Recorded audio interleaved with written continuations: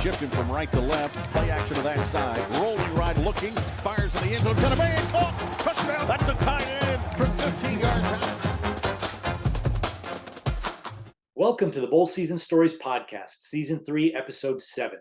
I'm Nick Carparelli, the Executive Director of Bowl Season, and today we are joined by ESPN sportscaster Matt Barrie and former Louisville Cardinal Roman Oben. Also joining us is the Chief Technology Officer and General Manager of Event Dynamic, Andrew Robinson. If you missed any of our previous episodes, you can catch them on Spotify, Apple Music, YouTube, or anywhere else you listen to your podcasts. And if you enjoyed today's show, we'd appreciate you to like, subscribe, and drop a 5-star rating.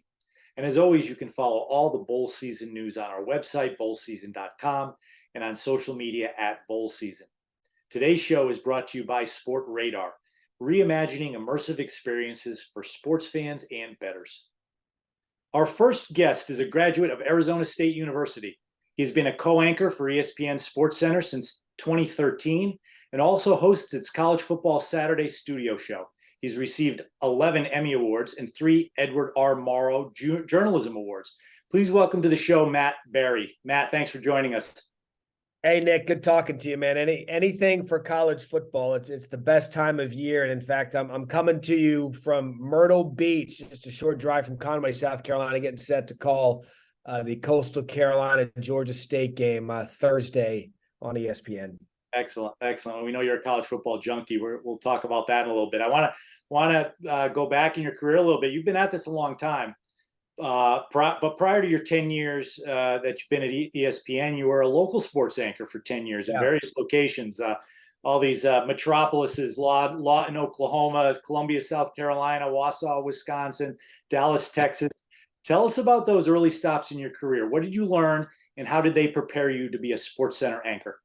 Yeah, you know what? It's a good question because I'm one of those that believes in working hard and working your way up. And in this industry, it's really the only way you can go about it. You're not going to come out of college and get right to ESPN. At least that wasn't the case when I graduated from Arizona State in 2001. But those early stops really cemented and solidified my love of college football. Growing up in Arizona, we didn't have an NFL team until 1987 in the Arizona Cardinals. Some would argue we didn't have one after that either. But grew up with Arizona State season tickets. So I was a college football guy. And my first job out of college in the Wausau Rhinelander market, a lot of the job was covering the Wisconsin Badgers and Barrie Alvarez. And so I would drive down to Madison on day of game for those early 11 a.m. kickoffs and get to see what the Big Ten and the early tailgating that time in the morning was all about. And from there to Lawton, Oklahoma, and that's really where I got a sense for big time Heisman Trophy national championship type college football. Because the 2 years that I was in Oklahoma, year one, Jason White won the Heisman Trophy, and they lost in the national championship game to LSU in the Sugar Bowl. Year two, I got to see a true freshman running back by the name of Adrian Peterson play for Oklahoma. And they went and got beat by Matt Leinart and USC in the Orange Bowl in the national championship. And these are 2 bowl games that I went to and covered. And I just remember how amazing it was to see this caliber of team week in and week out in these Oklahoma teams. I think they beat Texas A&M that year 77-0 or something ridiculous. And so being able to see those 2 teams, those 2 Oklahoma version teams play for the national championship 2 years in a row in the Big 12 championship, it really helped guide me into big time college football coverage. And then from there, 2005, I go to Columbia, South Carolina and jump up a market size. And that was the season Steve Spurrier took over the South Carolina Gamecocks after taking a year off after being in the NFL with the then Washington Redskins. And so to watch Spurrier, it was 5 minutes from our station. That was our hometown team. And so to be able to watch Steve Spurrier up close and personal build a program that had been absolutely garbage for pretty much its entire existence, to see him start at the very beginning and build that up into what ultimately ended up being 3 11-win seasons was absolutely remarkable. And so between that, so at this point, if you're keeping track, grew up in the Pac-12, covered Big Ten, covered Big 12, covered SEC, and then I go to Dallas. And obviously the main draw there was traveling with the Dallas Cowboys into pro sports. But I was there when Gary Patterson was building TCU into a national power with Andy Dalton and that TCU team going to the Rose Bowl. And so really for the entirety of my career, I've been fortunate enough to be in some of these college football stops where these programs were just starting to build something or were a part of big time college football. And that's kind of the path that I ended up taking at ESPN. Well, let's talk about your time at ESPN now. A pretty cool job, I must say, being an anchor at SportsCenter, as well as being in studio for the College Football Studio Show. As we just talked about, you worked really hard to get there. And despite how easy you make it look on the air, it's a lot of work. I understand that. But do you ever stop and pinch yourself a little bit and say, wow, what am I doing here? Yeah, I started doing that recently because you get so caught up in the day-to-day and the grind. My college football season schedule is, it's 6.5 days a week. I'm doing SportsCenter 2 days a week on Mondays and Tuesdays. I'm traveling Wednesdays to my site to call Thursday night college football. Dan Mullen and I call the game Thursday night. We're on the first flight out Friday morning to be back in studio for Friday night college football studio. And then we do it for 16 hours every Saturday. And if you don't take a step back and realize how lucky you are, then you're going to wake up one day and it's going to be over. And I think recently I've had some moments of clarity of, going back to the local TV days. And, then you're living in small towns, you're not making any money. You're wondering why you're doing this for a career. And then it's to get to this point. And the last thing that you want to do is get to this point and not appreciate it. And so I've really tried to take stock in that over the past couple of years and understand that we're pretty lucky to do what we do. And, I had an incident back when I was in Colombia. I actually came down with Bell's palsy. I don't know if you guys know what that is, but it's a condition where your face gets paralyzed. And the left side of my face was completely paralyzed for about a month and a half, 2 months. I thought I was going to have to give up my career. This was when I was in Colombia. I was in my late 20s. I was just starting to build a career. And I promised myself then that if I was fortunate enough to get all my feeling back, all my nerve moves back, and I was able to heal, that I would change my approach and understand that this isn't something that's guaranteed. And so that really helps me along the way as well. But it really is. I joke around with our crew all the time. Before the game kicks off on Thursday nights, I'll get in, I'll hit the talk back button, and I'll just joke around. I'll say, guys, remember, we're not landing planes or clipping aorta valves here. We're talking college football, so let's have some fun. And so that's kind of the way I've tried to approach it for the most of my career. That's good perspective. Well, you mentioned your time in Colombia a couple times. When you were there, you hosted Gamecock Extra College Football. In 2006, you provided live coverage at the Liberty Bowl. Yeah. That was the first time in Liberty Bowl history both teams topped 500 yards. It was an exciting game. What do you remember about that game? If I remember correctly, I believe that was against Houston.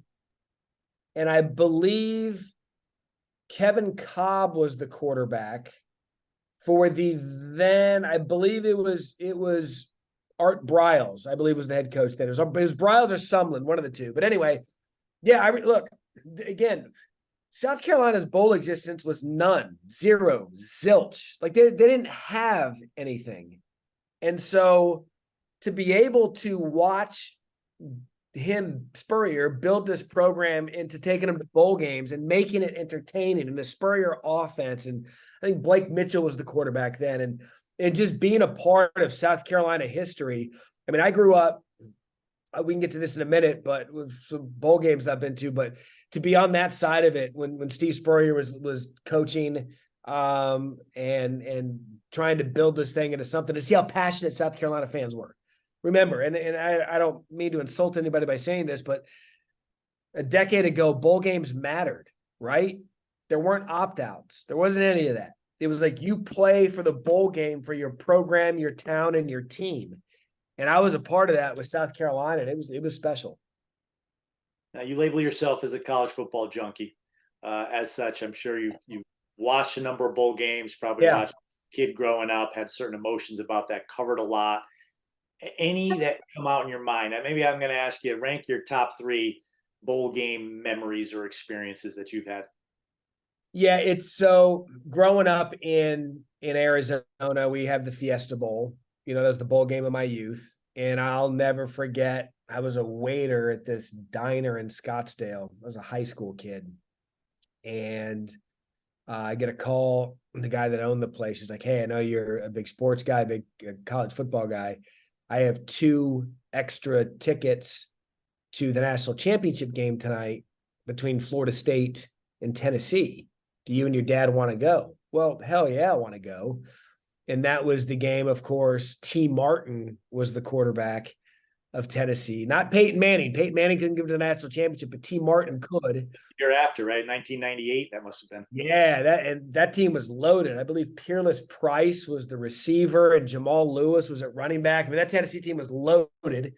And Chris Winkie, the Heisman Trophy winner, he was hurt, I believe. And I think a kid named Marcus Alton started at quarterback for Florida State. But anyway, I remember being at that game as a child, being a part of that, watching it from the stands.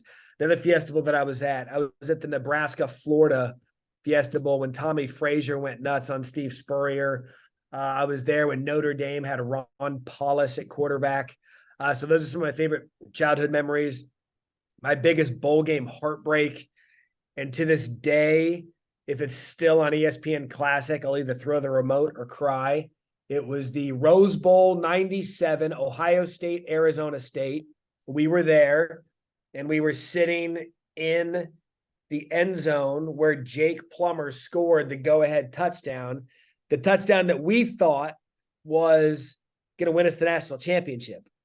And little by little, Joe Germain, Ohio State quarterback and local Arizona product that ASU didn't recruit, we had Jake, why would you, takes Ohio State down the field, game-winning touchdown with little time left to David Boston. And I still have not gotten over the heartbreak of that Rose Bowl taking the national championship away from us. And then professionally, I think the first year that me, Jesse Palmer, and Joey Galloway, we hosted coverage from the college football playoff semifinal between LSU and Oklahoma. It was the Joe Burrow team. It was in Atlanta. It was the Chick-fil-A Peach Bowl.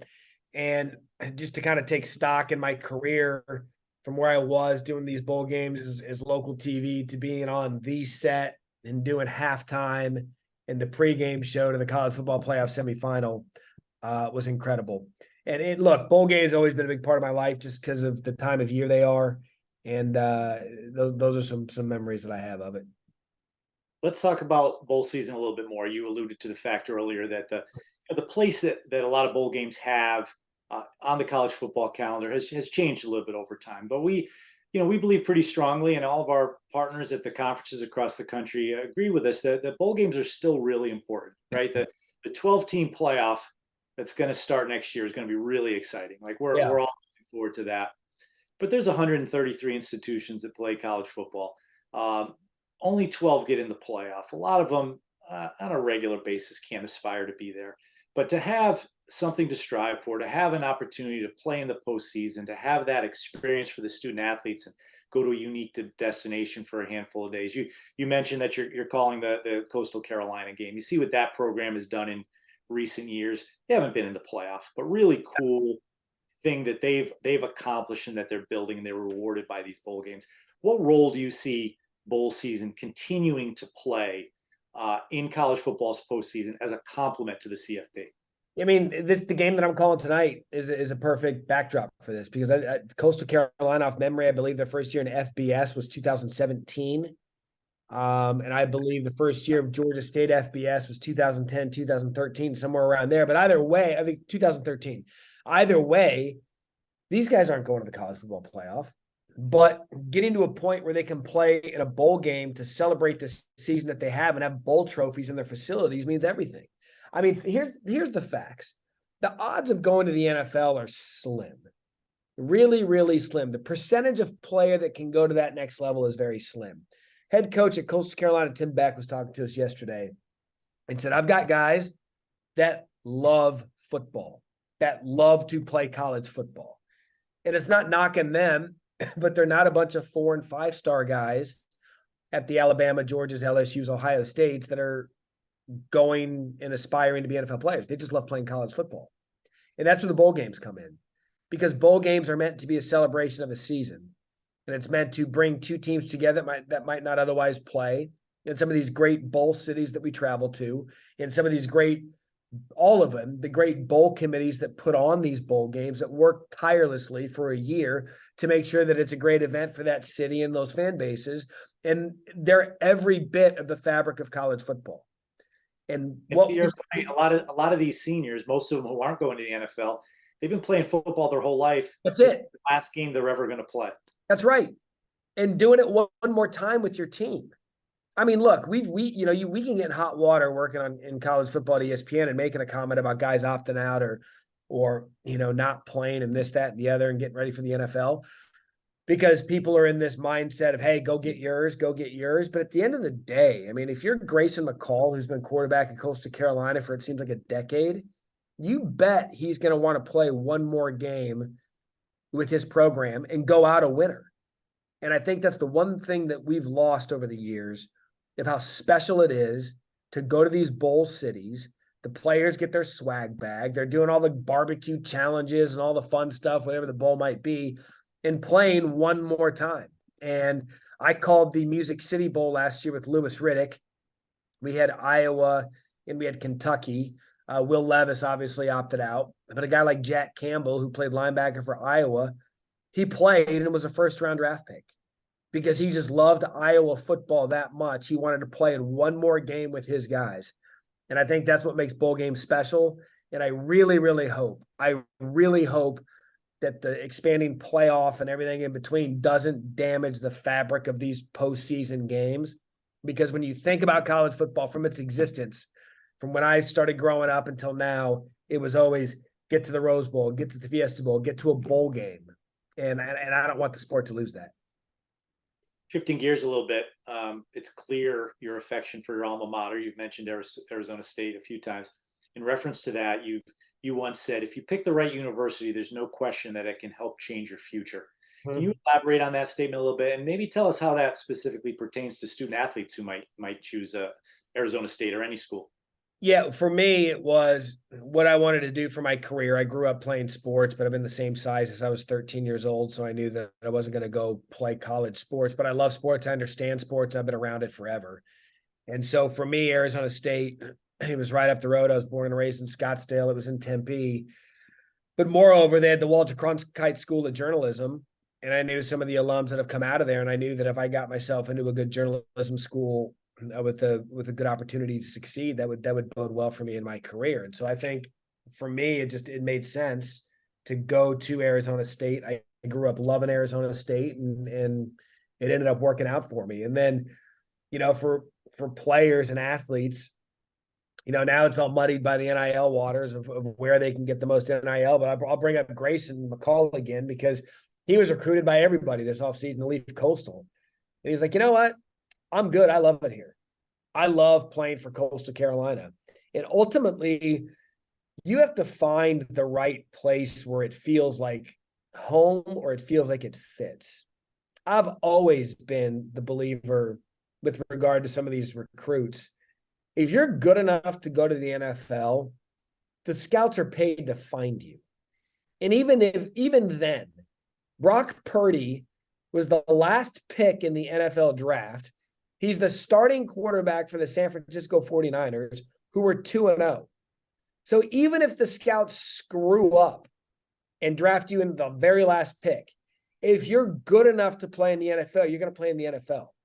And I think a lot of players focus too much on where can I get to the league? Where can I get to the league? Well, I'll tell you what, you get 4 years of college in your life. 4, that's it. Now, some of these players, 5, 6, COVID year, this, that, and the other. But you get a short period of your life to go to college and enjoy it.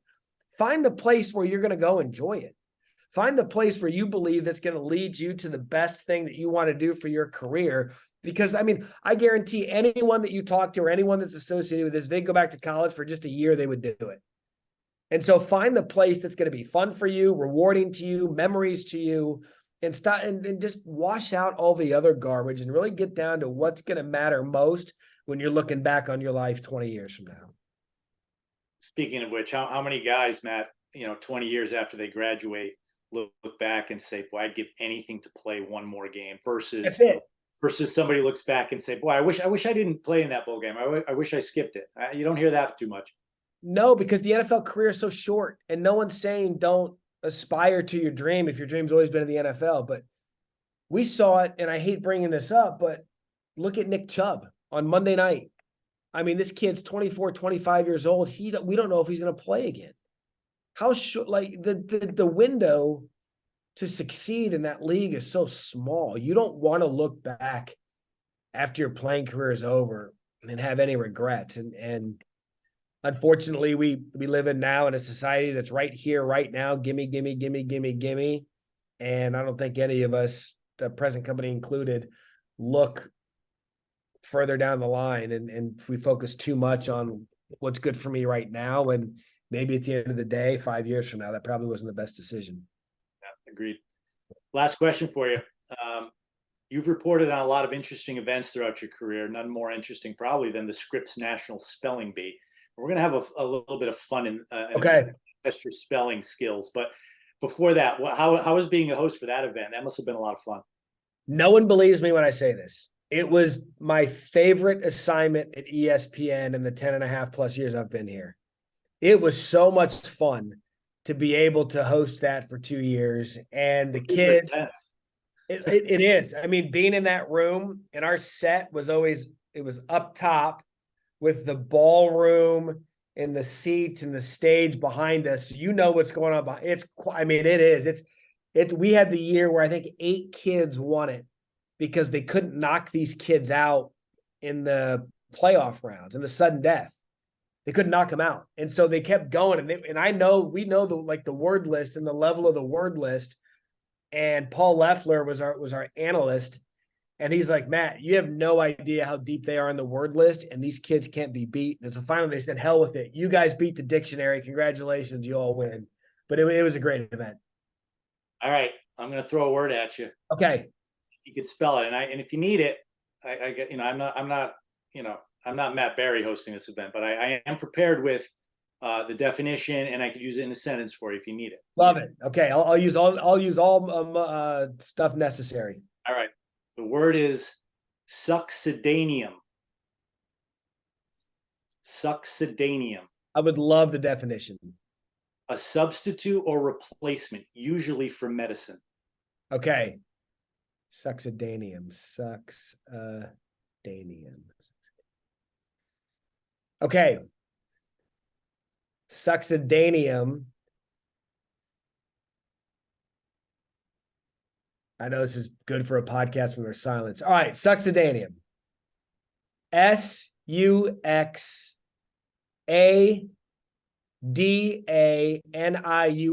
Succedaneum. There's a lot of 10-year-olds that probably would have beat you in that one.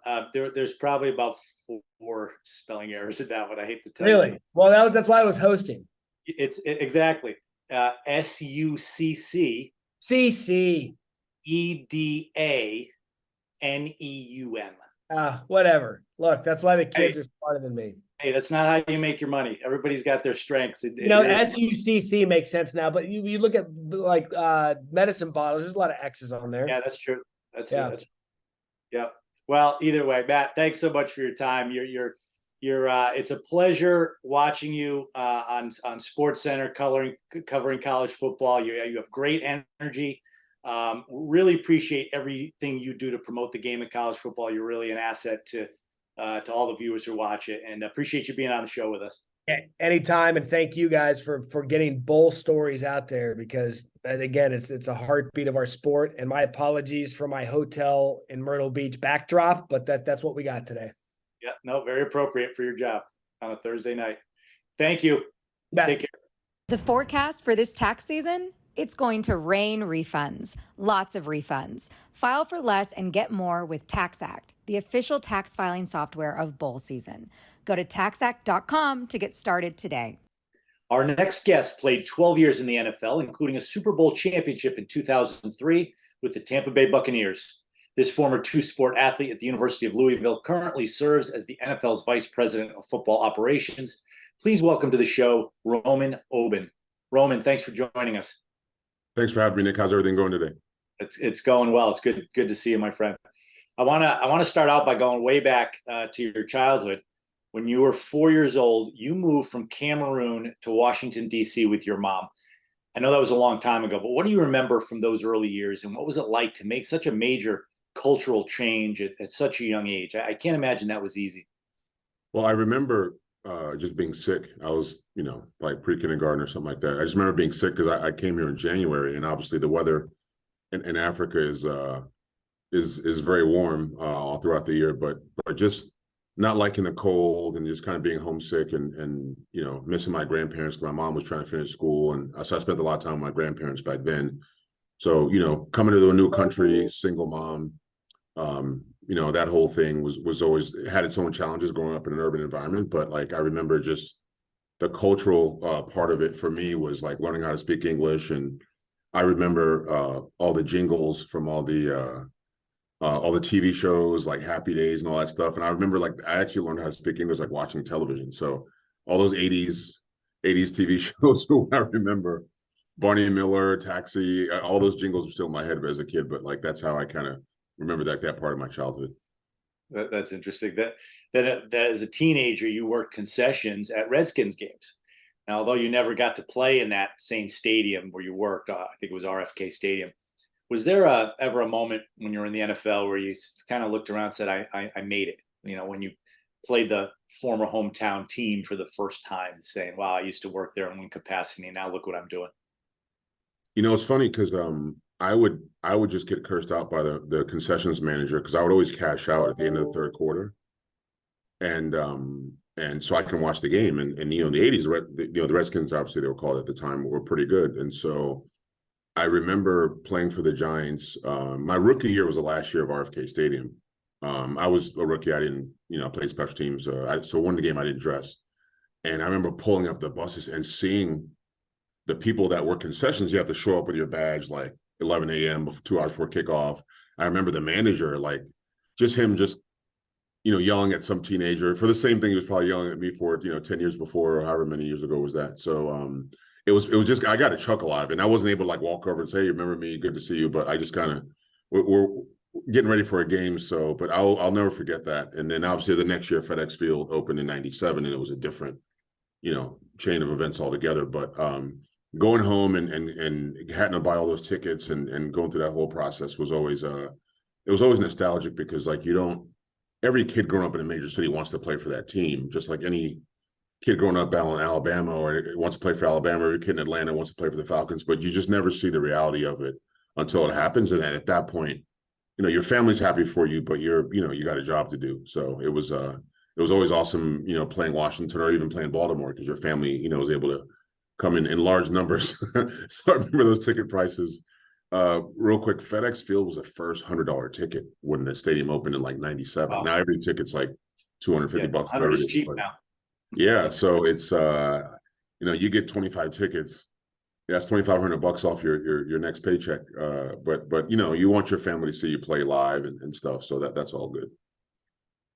I can't imagine how many differences there are between those two jobs. I'm guessing now that I've learned this, the biggest difference is when you played in the NFL, knowing you as a player, you did not cash out after the third quarter. I'm pretty sure. No, I did not. Fourth quarter is the most important for sure. Let's talk about your college days, and specifically in 1993 when Louisville played Michigan State in the Liberty Bowl. I know you were injured for that game, but you made the trip with your team. I know you have some stories from that week in Memphis. It's interesting. That season, that was my redshirt sophomore year. And that's the year that I kind of came to prominence in terms of confidence as an offensive lineman. Unfortunately, got injured like week 7. And then they had to reshuffle the line. But we had a good quarterback named Jeff Brom. I'm not sure if you ever heard of him. He's now head coach at Louisville, obviously. Pretty well. And we had some players that end up in the NFL on that team. But, if you're injured during a bowl game, you still have to have a job to do. And at that point, I'd broken a tib fit, but I was out of a cast already at that point and moving around pretty decent. But I had to dress up as Santa Claus when the people got their bowl gear and literally had to like roast everyone that walked up. I had to make some funny comment. And Coach Snellenberger walked up to me maybe an hour before saying, "Hey, I think you'd be a great Santa Claus." And people said you have a great sense of humor and that's your job, basically. And I was like, "Are you serious?" So literally that's 88 guys on scholarship plus walk-ons and coaches. Like literally everyone had to walk up and get their thing. So it was there was another guy he was like an elf, so he had to wear the stockings and stuff. So he was a little more embarrassed to lose his man card, so to speak, back then. You had the better assignment. Better to be Santa. I'll take Santa Claus. The suit was hot, but I'll take Santa Claus over the elf any day of the week. But you were a busy guy in college. You were a student, members of both the football and the track team, vice president of Alpha Phi Alpha. How did you balance it all? And what do you think is the most valuable lesson you learned about leadership from those experiences?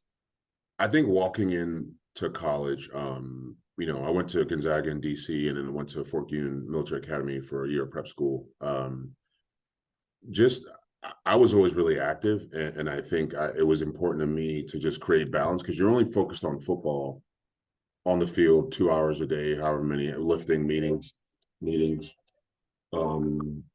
Sorry about that.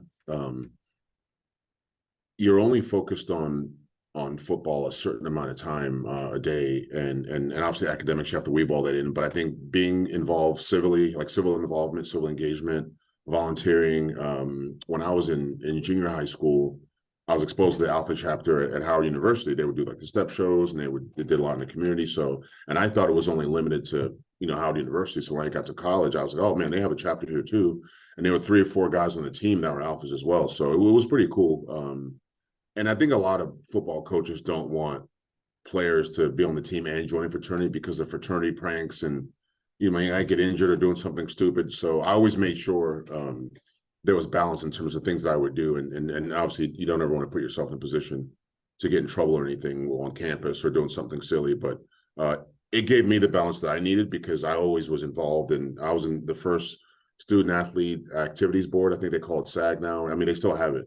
So I represented the students. I was an academic all conference every year. And so all those things that were important to me. And I think I wanted to show by example that you could be a great football player and still do well in the community, still do well.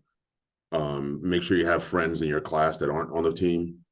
And so now that it's funny, 30 years later, so athletes they have more of a voice. They're more encouraged to do other things. And what are they really, interests that they really care about. But there was a culture that I grew up in where you really weren't encouraged to do that. It was all about football, and that was it. And so anyone that did anything outside of that, it was like, well, your grades better be good, or you better not drop any balls on third down, because then people say, well, you're doing too much stuff on campus and you're not focusing in so much. So I think I was glad. And then even being an offensive lineman, I was glad that I was able to create that balance for myself. Well, that was obviously a mindset that you had, and continue to have throughout your life. I found it interesting to learn that you took graduate courses each NFL offseason towards a master's degree in public administration from Fairleigh Dickinson. Tell me what the driving factor was in seeking your master's degree while being a professional athlete. So I was a 5th-year senior, and I was in grad school my senior year. And in college, you got to take those classes just so you can still get your scholarship, your housing check, or whatever that is. And so when I got to the NFL, I realized there was a program that it was called Player Development at the time, that it was for guys that left early, that want to finish school. So every NFL team had a adjoining college that they partnered with to help guys finish school. It was typically where they would have their training camps. Back then, when most NFL teams have training camp at their facilities now, majority of them do. But so Fairleigh Dickinson was that school for the Giants that they would use. And the 3 classes I had in public administration, they all transferred, so I didn't have to take the GMAT. And it was just keeping that college schedule, because the off season, I tell people all the time, and as an NFL player, you have a lot of free time in the off season. I mean, you can go to Vegas and South Beach every other weekend and do all that stuff, or you can go back home but I like that schedule of like working out, AM group, I'm done at noon, taking classes, Tuesday, Thursdays, and I had a Saturday class for like 5 weeks. And so it just kept my schedule kind of balanced with the working out and going to school, just like I was in college. And, playing for the Giants and being from DC, if I needed to get home to see my mom or whatever, I was home in 3.5 hours. The tricky part was when I signed with the Browns, I still had 2 classes left. And so that off season, it's funny, I had a Tuesday class and a Thursday night class. They moved, it was only 5 of us in that class, and I got everyone to move the class to a Saturday. So for like 9 or 10 weeks, I would work out all week and either fly or drive to New Jersey from Cleveland, like every week. So take that Thursday night class and the Saturday morning class and fly back and finish my off-season workout. So, off-season starts in like March. So I had like, 5 weeks into the semester, 6 weeks or so before I started doing that. And then that March to May period is when I was doing the back and forth. So it just honestly showed a commitment level. And ironically, there was an article in the New York Times about guys going back to school. And I had no idea that I was one of 2 players in a 10-year span that actually went back and got a master's degree during his career. So Wow. It hit the New York. I had no idea. I literally had no idea. It was me just trying to create balance in my schedule. I would imagine there's a lot more guys now, and maybe a lot of them were inspired by guys like you doing it back then. Yeah, and now with the way kids are transferring, you actually have less juniors coming out because of NIL and transfer portal, and you have more 5th-year guys. So you actually have a higher percentage of football. And one thing people don't realize, football out of any other sport has the highest percentage of guys with degrees. Then basketball, certainly, baseball, they all come through the farm system. They don't all finish college. So that's one thing, that's a story that's never told enough, that football players actually have a higher graduation rate across the board than any other sport. And so when you talk about time on campus, if you're on campus for 8, 10 semesters, you could socially adjust better. You're dealing with different people, you're paying your rent, and versus by the time you get to the league, like you're just more socially adjusted. I think I've seen it because cities that I played in there, there were NBA guys too, and then you hang out with those guys, and these guys are like 20 years old. They got 2 guys living with them, sometimes their mom or dad if they're younger. And so I'm like, golly, I can imagine being 19, being in the NFL, and playing a sport like that, an individual sport like basketball, and having to like move my family just because I'm not mature enough to do that stuff on my own. So I was glad that for me, by the time I was 23 and 22, I got the NFL. I was pretty well socially adjusted. Now, you also served as the National Football League Players Association team representative for 3 teams over your 7 years. Yeah. And you hear that from time to time. Sometimes during a broadcast, they'll mention someone's the NFLPA rep, but I certainly read it. A lot of people may not know what that entails. Tell our listeners what it does entail and a little bit about the duty of the NFLPA. So first of all, there's a collective bargaining agreement that most people know about in the NFL. Every time the deal is up, there's always a lot of stories about, is there going to be a player's going to sit out or what have you. So every dollar that comes in the league, 48 cents goes to players, goes to salaries, goes to benefits.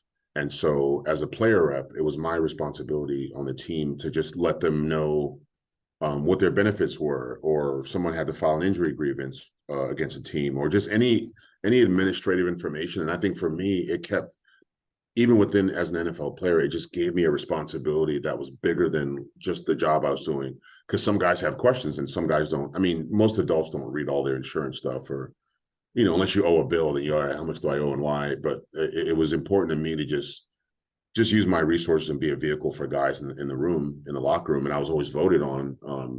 It was always 2 people on every team that had a player rep. So it became about practice guidelines and things you couldn't do. Some new coaches back then were doing crazy drills and practicing it, having illegal walkthroughs indoors and some of those things back then. But now it's a better system now than existed, obviously, 20 years ago. But it was something that I felt really good about. And even now, as a former player, I still get former guys calling me about, hey man, I'm about to turn 50, and this annuity thing, can I pull it? Should I wait till I'm 55? Like, what do you think? And I'm like, hey man, I'm not a financial guy. I'm not giving you financial advice, but here's your 800 number to call. It's the same one I would call to find out my benefits. And so I still almost like serve that same capacity for guys, especially at this age where, guys care about some of those things as you're getting up there and, in the middle ages or so.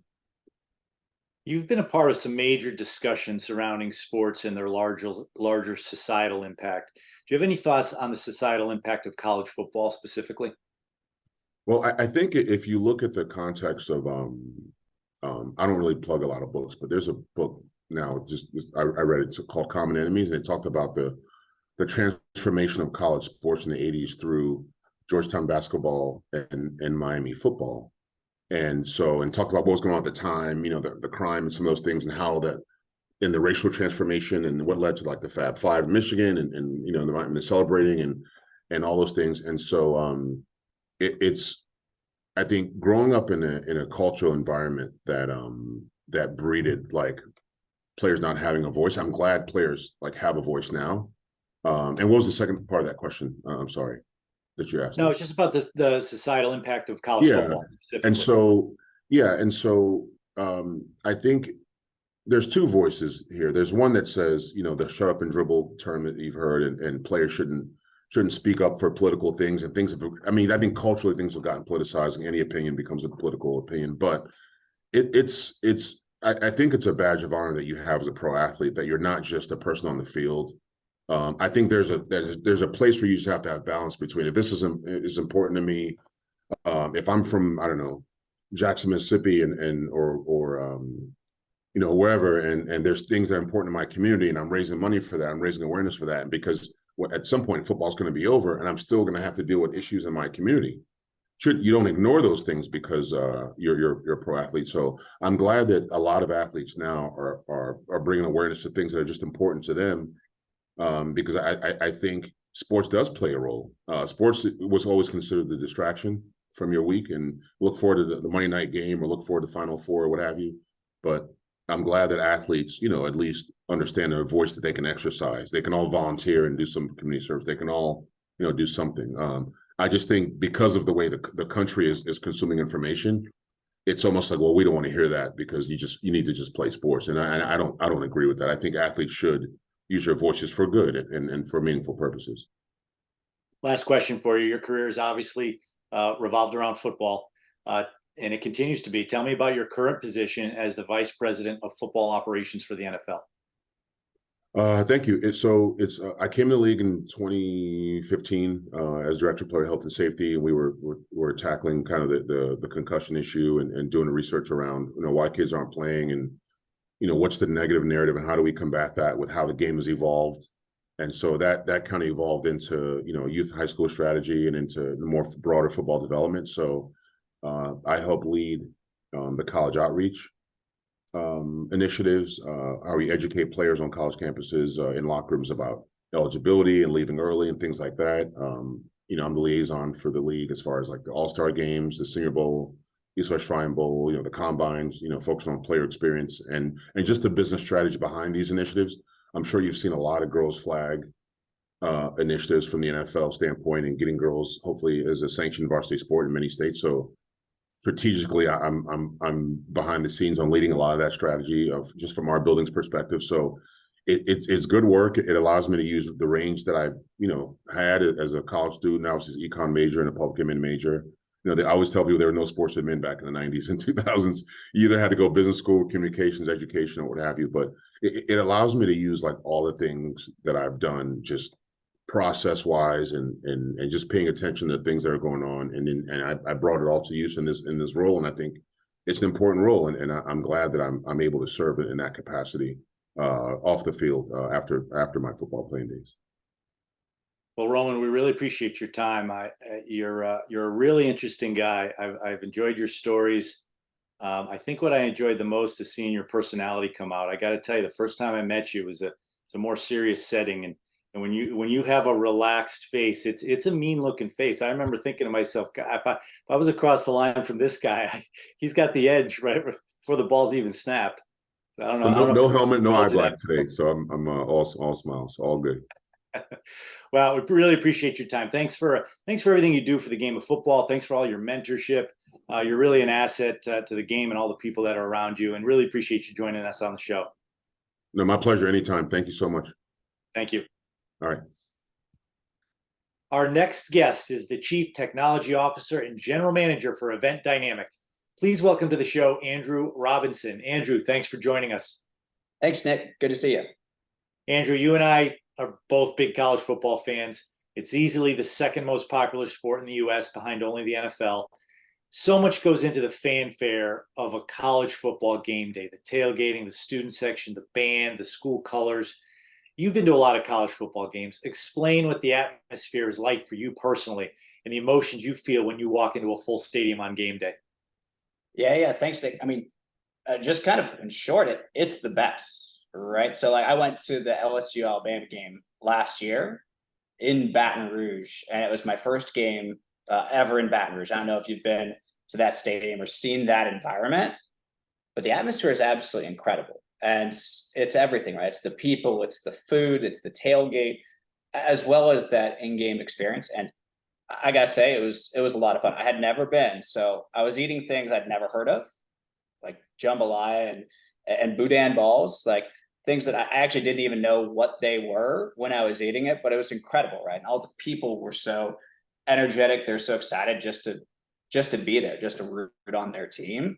And it was a great environment, right? And some of those setups are absolutely incredible. You have people coming in from hundreds of miles away and making that the main event of the weekend. So, I mean, I gotta say, as a longtime Chiefs fan, I love the tailgate. I love that experience. And, seeing that in Baton Rouge was just awesome. So I really enjoyed it. But then, it actually got better, right? Because you get into the stadium and every seat is sold out. I have no doubt. I mean, this is LSU versus Alabama last year. You had Brian Kelly's first year playing against Nick Saban.